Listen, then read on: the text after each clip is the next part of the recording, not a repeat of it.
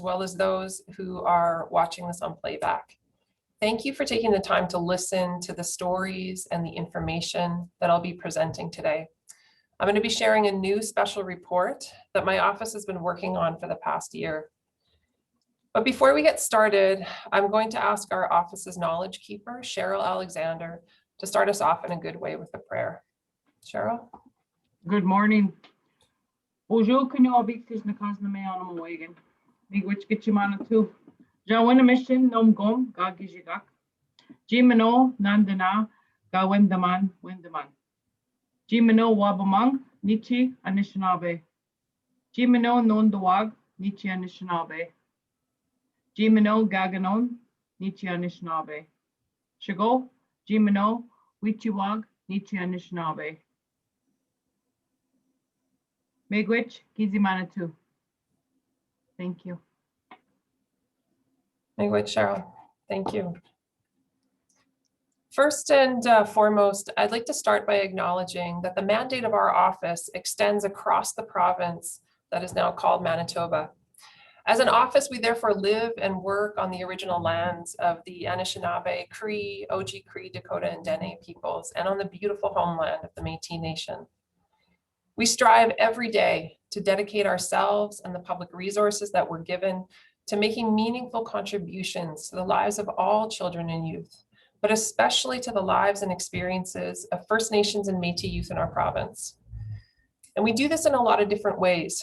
We do this by listening to the voices and opinions of First Nations and Métis young people in our work, by ensuring that our staff team reflects the diversity of the families that we serve, by consulting with community members outside of our office, by working in collaboration with the diversity of Indigenous peoples who live here, and overall to ensuring that our office embraces and that our work reflects a philosophy of continual learning and growing in a spirit of reconciliation and collaboration. Today's report that I'm going to share with you focuses on the principle of substantive equality. Substantive equality is about ensuring equitable outcomes for all groups in society. This principle recognizes that not everybody starts off with the same opportunities in life, and that sometimes special measures or additional resources are needed to address barriers to opportunities and promote equality in society. This is a principle that is particularly relevant for First Nations, Métis, and Inuit children and youth who continue to experience individual and systemic barriers to equality in resources and outcomes. In today's special report, our office seeks to honor and hold up children and youth who need each of us to support transformation of systems so that all young people can be supported to live to their full potentials and so that systemic inequality can be addressed and eliminated. This report marks the first time that our independent office has reviewed the disability system for children in our province. I want to pause here just for a minute and acknowledge that this report has been made possible through the voices of hundreds of caregivers and dozens of service providers that shared their wisdom with us. And with this report, we amplify those voices. I also want to say a special thank you to all of the staff at the Office of the Manitoba Advocate for Children and Youth. To say that this report was a group effort would be a massive understatement. In fact, staff from each area of our office invested their time, passions, and expertise into helping to shape the special report that I have the honor of releasing today. This included our youth engagement team, advocacy officers, child death investigators, policy analysts, researchers, admin support staff, public education program, as well as the Elders Council at our office. Thank you for helping me tell this story. I also want to acknowledge Echo, who's joining us to provide ASL English interpretation. And we've tried to pin her to the top of the presentation, so hopefully you can see her on your screen as well. Our investigation and special report found a system that reflects a family-centered philosophy of care, but we also found serious gaps in the services that are available to children with disabilities and their families in Manitoba, which present challenges in the realization of children's rights. The recommendations that I include in this special report intend to bridge the gaps towards achieving substantive equality for children with disabilities in our province. First, I'd like to dive into some of the children's rights that are relevant to this report. They're included in 3 documents that guided our review of services. These include the Canadian Charter of Rights and Freedoms, the United Nations Convention on the Rights of the Child, also known as the UNCRC, and the Convention on the Rights of Persons with Disabilities, which is also known as the CRPD. So first, under the Charter of Rights and Freedoms, children have the right to non-discrimination and substantive equality. And as I mentioned before, substantive equality is the right of children with disabilities to equality in outcomes. Children with disabilities are entitled to the additional resources that they need to realize their rights, which may require additional and unique supports for children and their families. Second, under Article 23 of the UNCRC, children have the right to a full and decent life, dignity, self-reliance, and participation. And third, under Article 23 of the CRPD, children have the right to not be separated from families due to disability, and if needed, the right to alternative care in a family setting.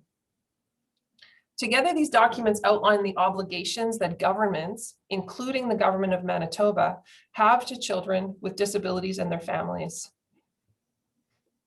I also want to highlight Jordan's principle. When we're talking about children's rights to non-discrimination and substantive equality, this is a legal obligation of the Government of Canada to uphold First Nations children's rights to services that stemmed from the Canadian Human Rights Tribunal's decision in the case of Jordan River Anderson.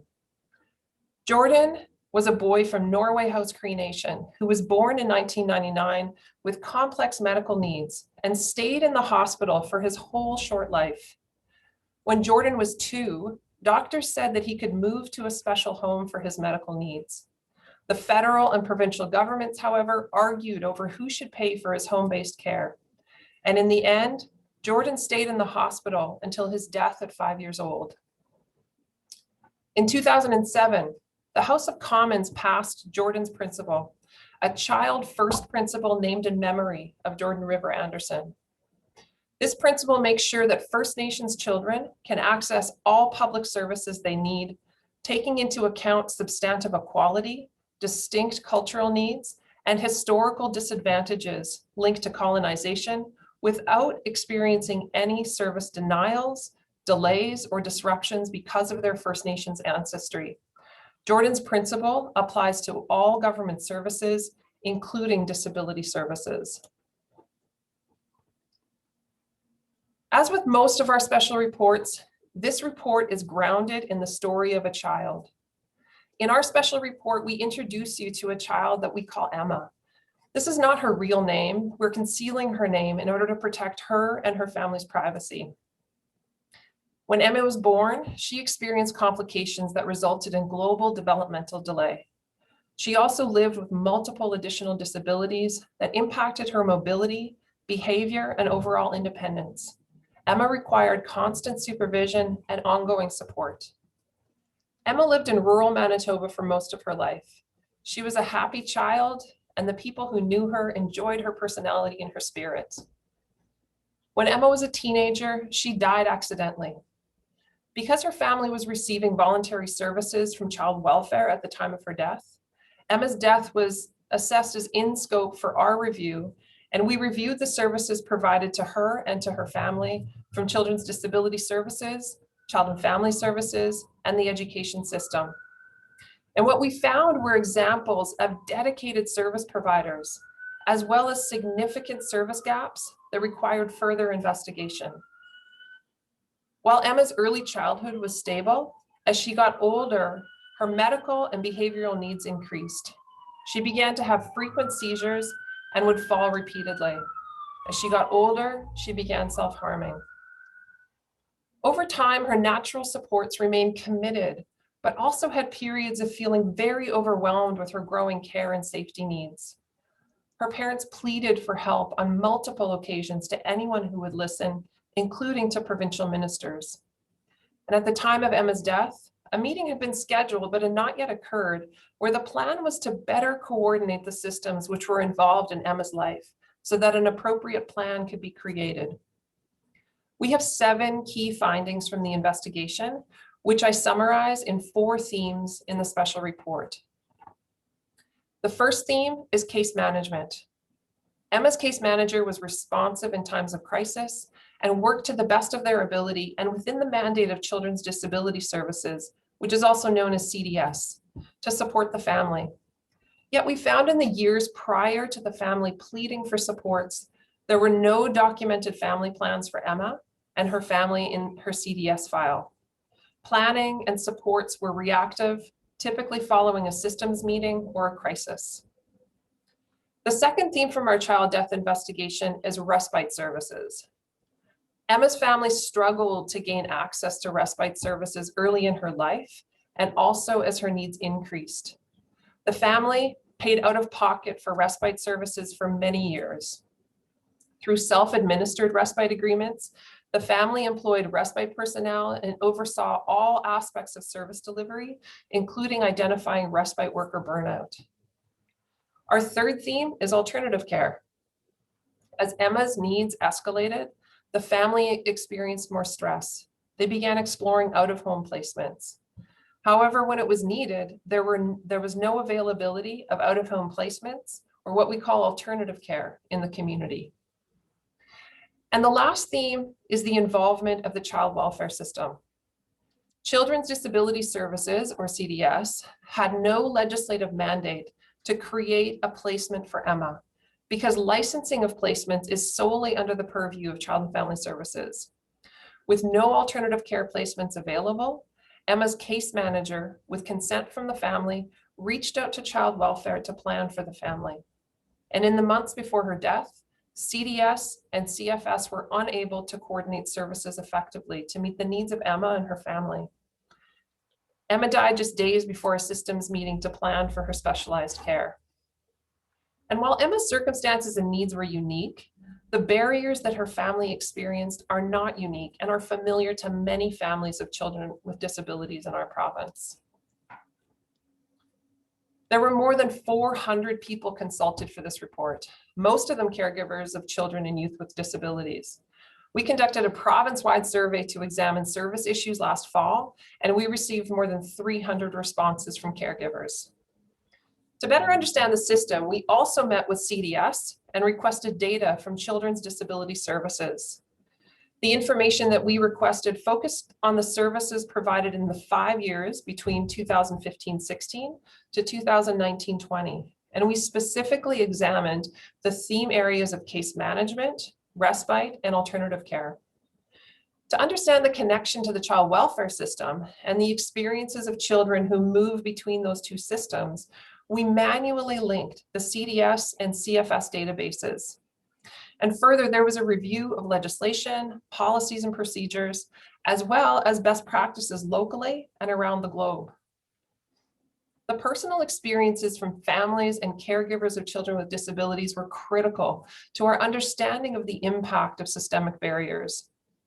Our youth engagement team met with 5 children and youth with disabilities, and we conducted in-depth interviews. We also conducted 21 in-depth interviews with service providers and system experts. I consulted with the Elders Council at our office, with First Nations and Métis governments on the development of recommendations. This report has an important limitation to be aware of. We know that First Nations, Métis, and Inuit children and families often face additional barriers to accessing and navigating disability services. CDS does not systematically collect information on identity that would allow us to understand effects in the lives of the families and children that they serve, including those of First Nations, Métis, or Inuit ancestry. This lack of information prevents a full understanding of the structural inequalities in Manitoba's disability systems. A new procedure in the CDS department as of May 2020 last year requires CDS workers to document whether a child has, quote, registered Indian status, but that category, of course, only includes some children and not all who identify as First Nations, Métis, or Inuit. And so one of the recommendations that I'm issuing today is going to touch on this limitation that we found from our research. Feedback from our caregiver survey and from service providers described wait times for a diagnosis, primarily from the Child Development Clinic, and entry into programs was the first and major barrier to access services.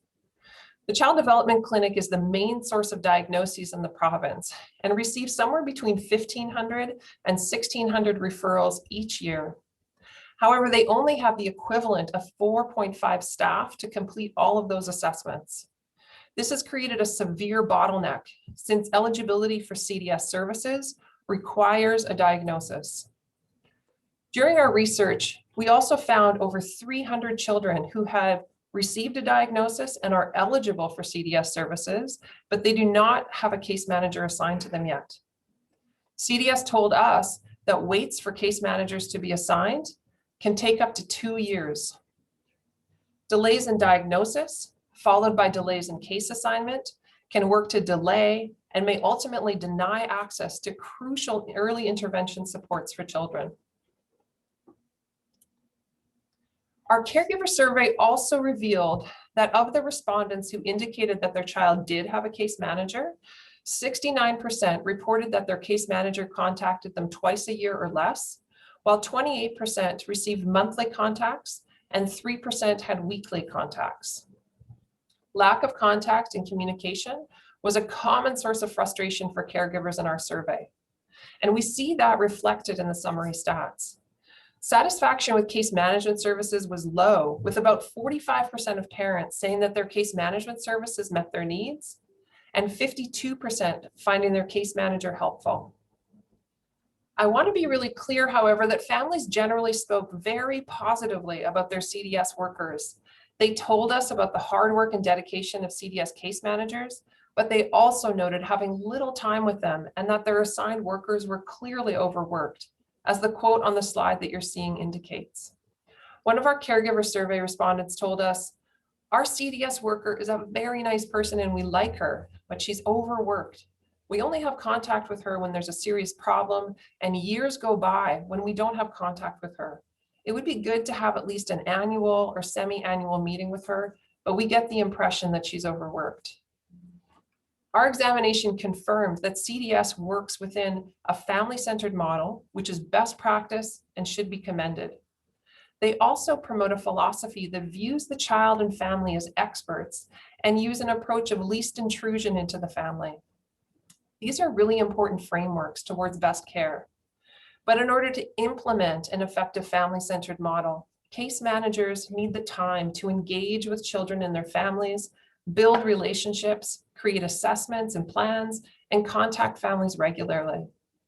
Parents and key informant interviewees noted that they liked their case manager, but that CDS seems severely under-resourced and staffed to provide the services that families require.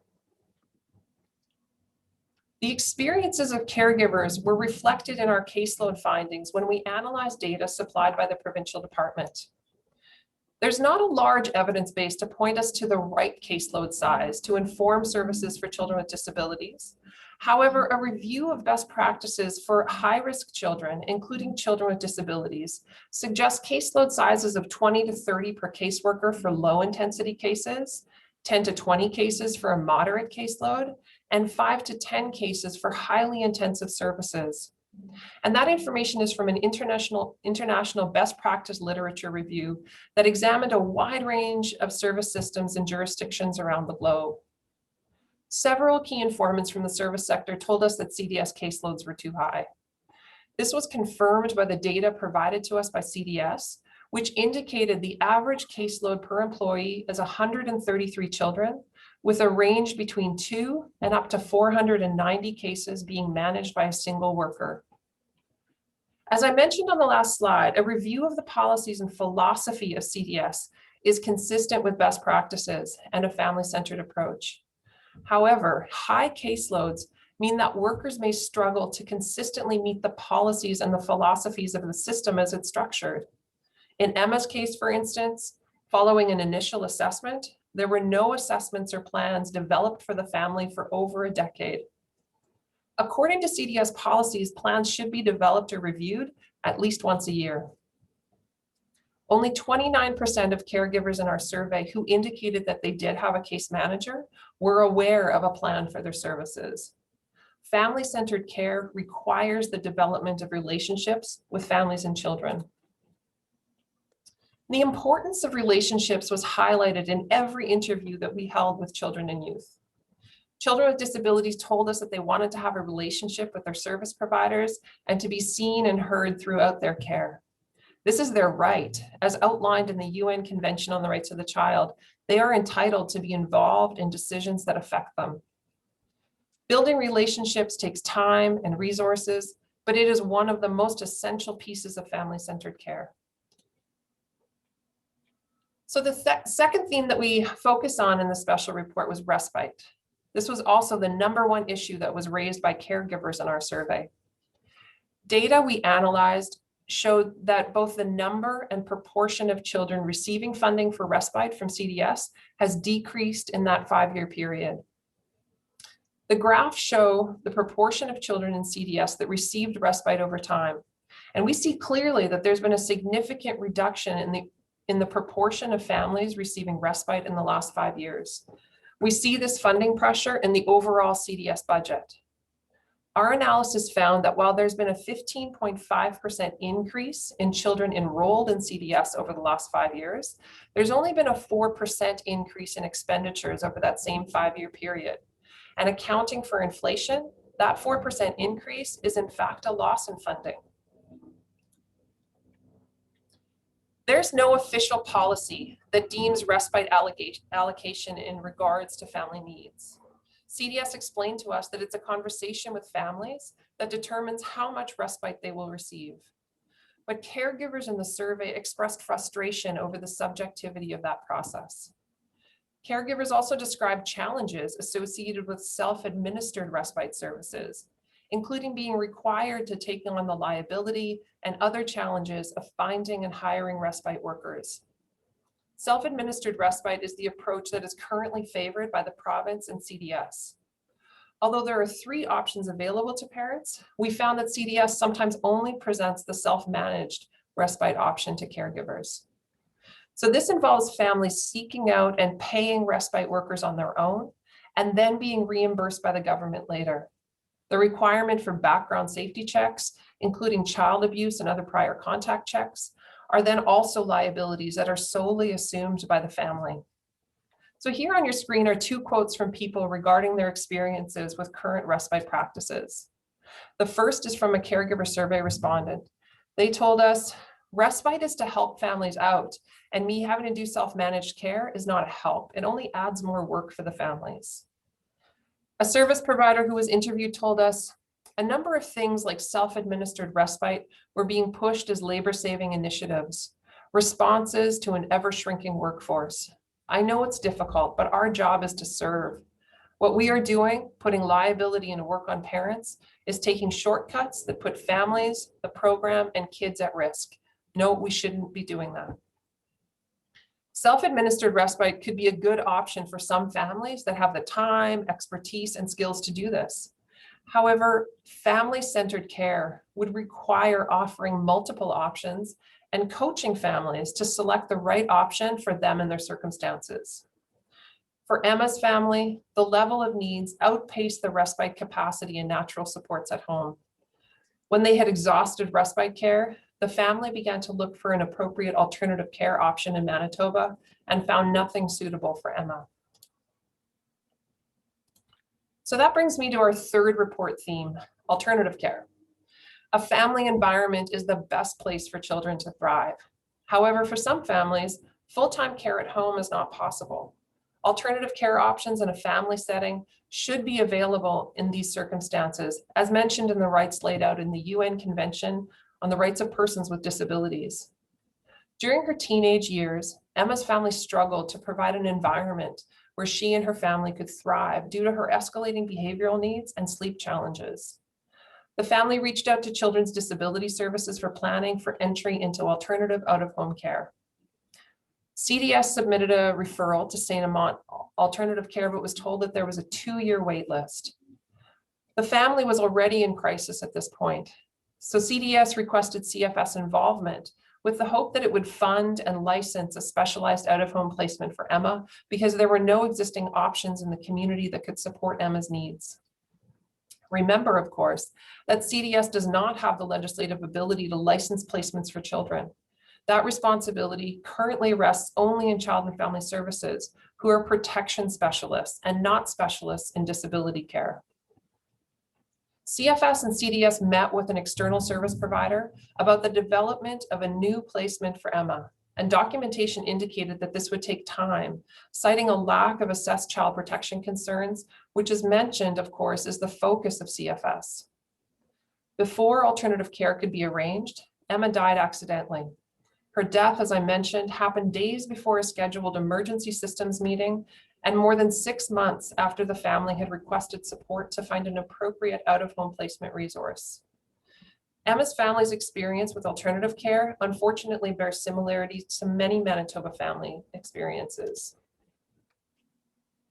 Few options for out-of-home alternative care exist in Manitoba for children with disabilities.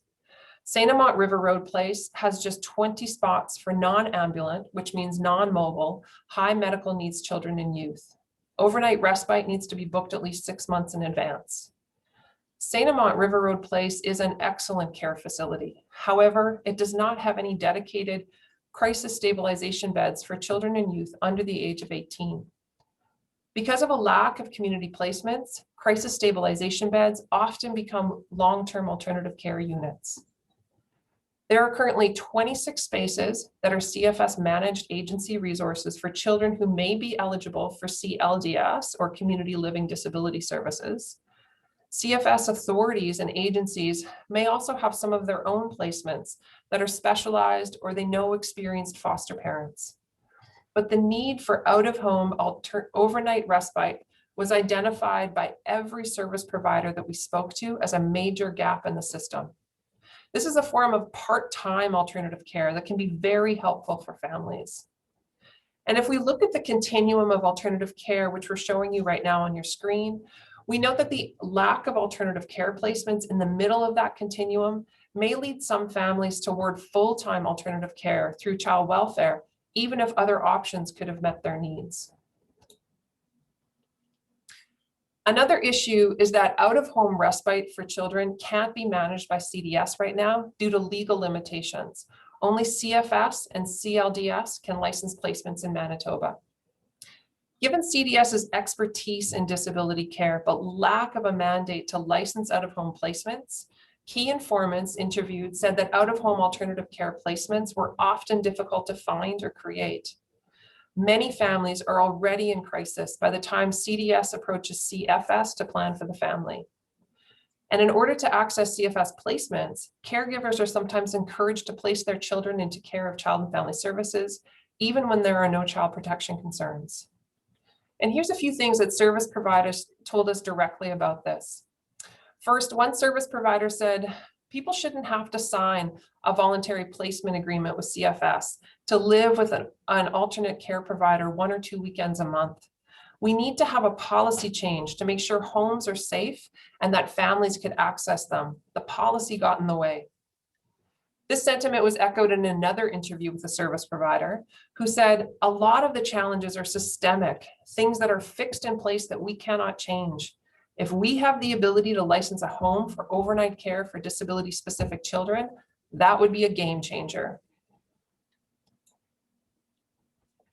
And so the last theme that we examine in this report is the role of the child welfare system in the lives of children and youth with disabilities. In order to understand the overlap between CDS and CFS, we linked their databases manually. We found that on average, over the past 5 fiscal years, 47% of children in CDS had at least one contact with CFS in their lives. Reasons for contact with CFS varied widely, but there were numerous examples of families calling CFS for help with disability-related concerns, like requesting respite because they were burnt out. This indicates that some families reach out to CFS to advocate for CDS services. Of the children involved in both CDS and CFS, 28% were in the care of child welfare system at some point in their lives. That is more than 1 out of every 4 children with disabilities that had contact with the system. CFS is trained to address child protection concerns, but it seems from our analysis that children with disabilities and their families are sometimes relying on CFS to address unmet service needs. And this is a repeated theme in Manitoba that our office has spoken about many times over the years. Specifically, we continue to see that other child-serving systems do not have the resources or capabilities to adequately meet all of the needs of children who rely on those systems. And in many of those cases, CFS is left to fill those gaps. We've seen this with children's mental health and addictions care, in early childhood development, and here once again in Manitoba's children's disability system. The government needs to ensure all systems are adequately resourced and staffed so that children are matched with service providers who understand and are trained in the areas in which they need specialized supports. As a province, we cannot keep relying on CFS to pick up the drop pieces in all other systems. In the 2019-20 fiscal year, 53 children receiving CDS services entered care. Our investigators and researchers conducted a review of their case files, coding reasons for entry into care as being either not disability related, directly because of a child's disability, or mixed, that is, reasons that included both factors. The majority of children, 62%, entered CFS care for protection issues. However, 36% of children entered CFS care either directly due to their disability or their disability influenced their entry into CFS care. Whether the child entered CFS care due to an explicit need for additional disability supports from child welfare or due to protection concerns, notes in their files describe families who are experiencing crisis. For children that entered care directly because of their disability, service providers interviewed explained that CDS caps out at so much per child. Their budget can't do it, so kids are forced to follow the money and not necessarily the system that might best meet their needs. Lastly, we wanted to know what predicted entry into CFS care for children with disabilities. This is essential information to be able to identify the families that require additional supports. We found that single-parent households, children with a primary diagnosis of developmental delay, and those who had high respite needs were significantly more likely to enter CFS care. Central to this report is the finding that services for children with disabilities are underfunded and under-resourced. As this figure indicates, between the 2015-16 and 2019-20 fiscal years, there was a 15.5% increase in children enrolled in CDS. The total CDS budget, however, has only increased by 4% over that same period. And as I mentioned before, accounting for inflation, this 4% increase can be seen as a loss in funding. Investing in early and consistent supports for children with disabilities and their family is good value for money. A cost effectiveness analysis of Ontario's intensive behavioral intervention for children with autism found that expanding the program to all autistic children in Ontario would save the government about $45 million. For the same program, eliminating wait times would increase access to early intervention, and as a result, increase children's IQ, which is estimated to produce lifetime savings of $267,000 per child. Underfunding supports for families encourages children with disabilities and specialized needs to enter CFS, which is a more expensive system. On the other hand, resourcing the children's disability system by shortening wait times, increasing respite, enhancing case management, and ensuring early interventions for children with disabilities is a win-win-win for children, their families, and taxpayers. Most importantly, following these steps is aligned with fulfillment of the rights of children with disabilities and government's obligations towards their care and the principle of substantive equality. And with the recommendations that I present today, I hope to support the path towards a shift in resources that relies less on child welfare and more on the work of experts in the disability services field.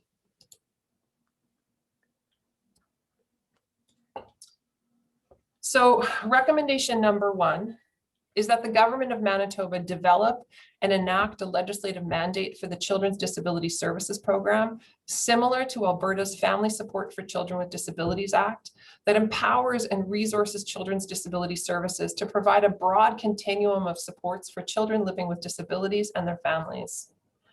When enacted, this change would be a game changer for CDS, as suggested by one of our interviewees.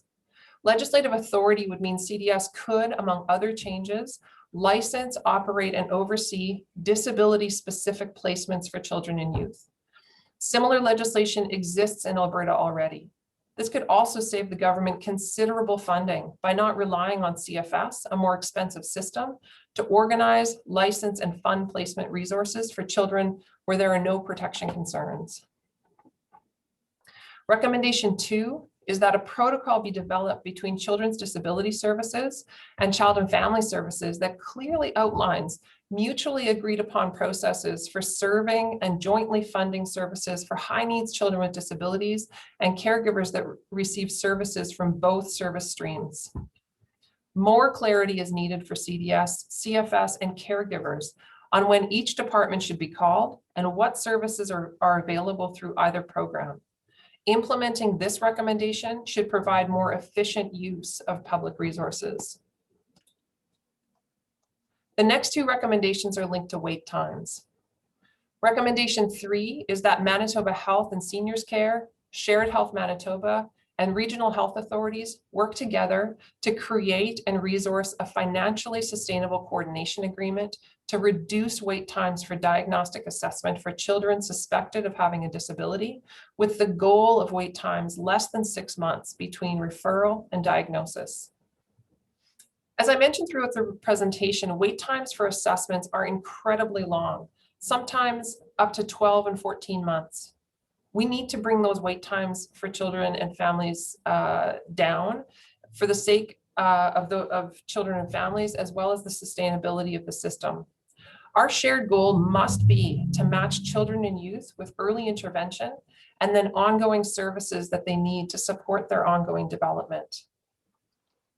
Recommendation number 4 is that Manitoba Families, Manitoba Health and Seniors Care, and Shared Health work together to ensure that families whose children are placed on wait lists for assessments and interventions receive system navigation supports through the Children's Disability Services Program while they wait.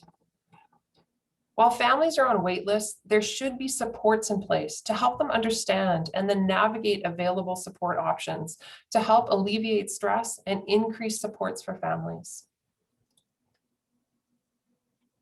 The next 4 recommendations affect case management. Recommendation number 5 is that Manitoba Families and Children's Disability Services review and address case management workloads to ensure case managers are able to implement internal CDS standards and provide services that align with a family-centered service model. As I spoke about at length, case managers are overworked in CDS as it stands, and more workers are likely required to ensure the consistent delivery of a sustainable family-centered model of care. While CDS has a detailed method it uses to weigh case complexity and assignments, there appears to be a disconnect between that and what families are experiencing in the community.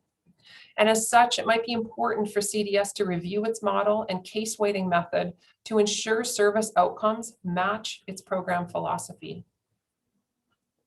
Recommendation number 6 is that Children's Disability Services, in consultation with Indigenous experts in Manitoba, develop and implement a process for self-disclosure of First Nations, status and non-status, Métis and Inuit ancestry, and track this information in case management records. This was one of the limitations that I mentioned near the beginning of the presentation. Children and youth have a right to services that are equitable and culturally inclusive. CDS cannot fully understand the gaps that exist for First Nations, Métis, and Inuit children and youth if they are not tracking data about the ancestry of the young people that they serve. CDS needs to ensure that this is a priority and that a process is developed in consultation with Indigenous peoples so data are collected respectfully and are used to tailor service delivery. Recommendations 7 and 8 reflect case management, and then the final recommendation affects alternative care and a continuum of supports for families. Recommendation number 7 is that Children's Disability Services develop a policy and process to collect regular feedback from children with disabilities and the families it serves to inform service improvements.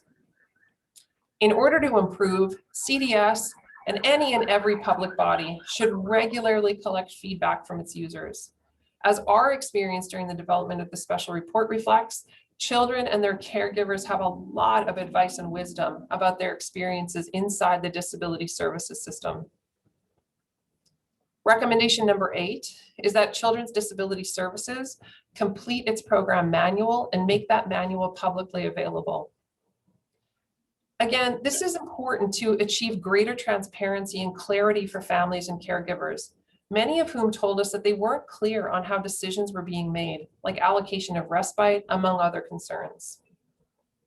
Recommendation 9 is that Manitoba Families and Children's Disability Services create and resource a strategy that reflects a full and flexible continuum of respite options, from at-home respite to alternative care outside the home. This recommendation reflects the need for more alternative care options for Manitoba families. These would help strengthen families and are essential to the system of disability care services. And I want to finish by returning to Emma's story. During the last year of Emma's life, her family was experiencing a crisis, requesting increased supports from government officials and service providers. At the time of her death, the plan was to transition Emma into the child welfare system, as no other system was able to provide the specialized supports that she needed. My recommendations outlined today focus on ensuring that children with disabilities in Manitoba and the thousands of families lovingly supporting their care have the services and resources they require, as is their right under national and international principles of equality, non-discrimination, and inclusion in the community. And I understand that some of the recommendations that I'm making today will require additional investments in the system and shifting of existing resources. But these changes are imperative if we are going to achieve substantive equality for all children and youth in our province, like Emma deserved. And so with that, I'll just say thank you for your time and attention today. But I want to mention, just before we launch into questions, that along with the special report I'm releasing today, we also have a 4-page executive summary and a 6-minute animated explainer video, both of which are available on our website at manitobaadvocate.ca. We're also going to be linking the video and companion resources on our social media feeds. And lastly, we're releasing a very special resource today, copies of the UNCRC that we've had printed in Braille. And these are available at our office, and we invite anyone who would like a copy to contact us. So I'll take some questions now. If you do have a question, I invite you to activate the hand up symbol or mention in the text box if you'd like to ask a question, or just simply unmute yourself, introduce yourself, and ask your question. Thank you very much. Hey there, Michael Delamonte here for CTV. Hi, Michael. Hi, thanks for everything this morning. I'm wondering if you could, obviously you outlined a lot of issues when it comes to funding for services. I'm wondering if you can kind of ballpark what level of investment needs to come from the province to ensure this level of quality and care that you've outlined.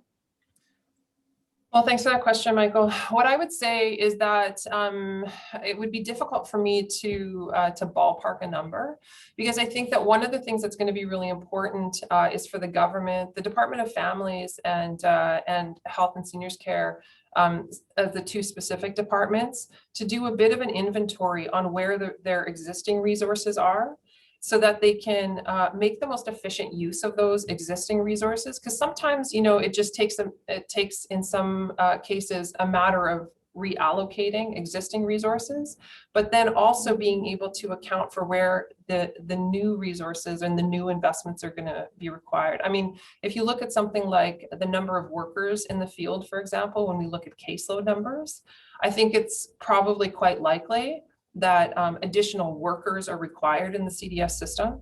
But again, we'd have to take a look, or the government would need to take a look at where their existing resources are, so that they can make the most efficient use of those resources.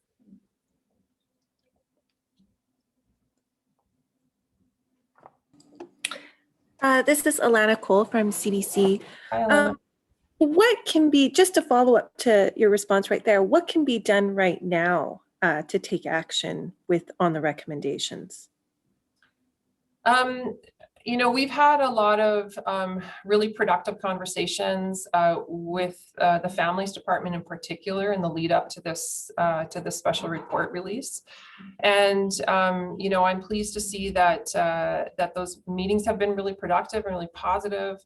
I'm hopeful that the report will be well received by them because this report is really about reflecting the voices of the community and reflecting the voices of people who use these services and rely on them every day.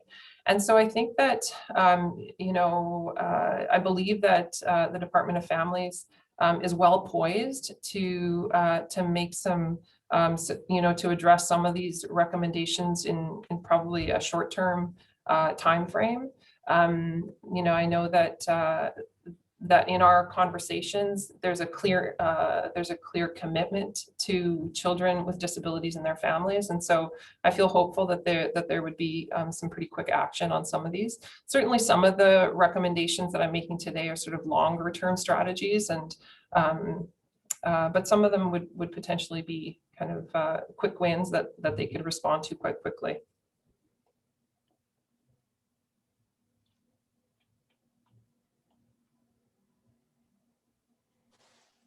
It's Michael here again with CTV. I know you outlined in the report kind of Emma's story and focused on that, but I'm wondering if you touch on more broadly. And again, you did bring this up, but always welcome to just have more commentary. Just the impacts that inaction would have on individuals, children, and families within the system right now. Like, let's say the government took no action and no changes to the system were made. What would that mean for youth and families in the province? Sure. So, I mean, one of our key messages here in this report is that the system as it's structured is a good thing. It's structured in a family-centered way. Workers within the system are excellent from what we hear and what we were able to look at during the process of the development of this report. And so, the structure exists. So in some ways, like, some of the reports that we put out call for really big structural changes, and that's not what we're saying necessarily in this report. What we're saying is that the structure is there, but what's needed is more resources.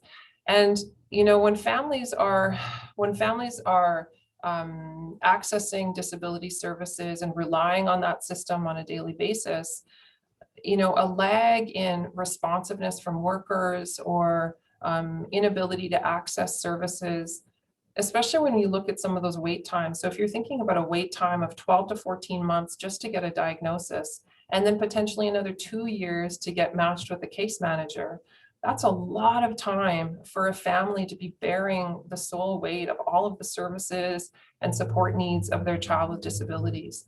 And so, one of the really key things for families' experiences is matching them sooner and quicker with some of those resources that we know are good. We saw the quality of services that are available in the system. It's just that there's not enough of them. And so, the impact on families can be really significant if you think about having to wait, maybe up to 3 years from the time you start realizing that you need services to the time when you finally start receiving those. That 3 years is a massive amount of time in the life of a young person.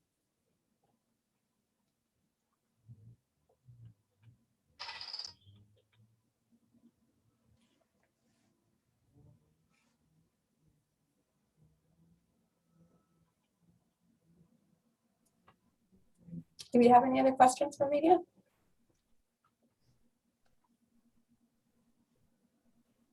We can wrap it up, and we can also say that Ainsley is available for one-on-one interviews later today. If you need, just get in touch with me. This is Jessica speaking. Thank you everyone for attending, and I'll just open it up to questions one more time. Ainsley, anything else you want to add? Yep. I do have a few things I wanted to add. I just want to say on behalf of our entire team, I want to say thank you for everyone who joined us today. And so as Jessica mentioned, if you do have any additional questions for us, we're available today for one-on-ones and follow-ups. Please just connect with Jessica directly by phone or email. And for anyone who might be watching from the public and wants to get in touch with us for advocacy purposes, our contact information is all up on the slide that you're seeing right now. So you can call and drop into our office on Portage Avenue in Winnipeg or in the City Center Mall in Thompson. Our front doors might be locked, but we are still welcoming visitors after just doing some initial COVID-19 screening questions. But before we close the meeting today, I'd like to ask our knowledge keeper, Cheryl Alexander, to please close us in a prayer. Cheryl? Miigwech ni mashumas oji basiang aziang. Miigwech nakit nom gom gizigat. Wewene jimeno gawan wabamang. Niwi jimeno bamatis minawa wewene ji gaganon. Miigwech gai shkashka amik kwe. Oji miziang bamatizioen minawa michim. Oji miziang nabish minawa wesiag. Oji miziang nisawin. Tema bagadina wabanong jawanong espamok minawa giwitano. Na dom motion ji mashko ko gibia wian minawa ji zundiag. Miigwech. Miigwech, Cheryl. Thank you again for your time today. Stay safe, and we're looking forward to seeing you all again in person very soon. Thanks.